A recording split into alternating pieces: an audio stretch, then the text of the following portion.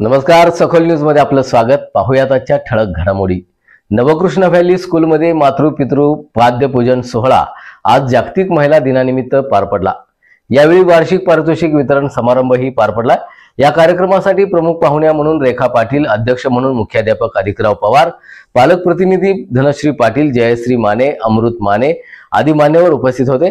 कार्यक्रमाचं सूत्रसंचालन अनिता पाटील यांनी तर आभार योगिता विसापुरे यांनी मानले. पाहूया.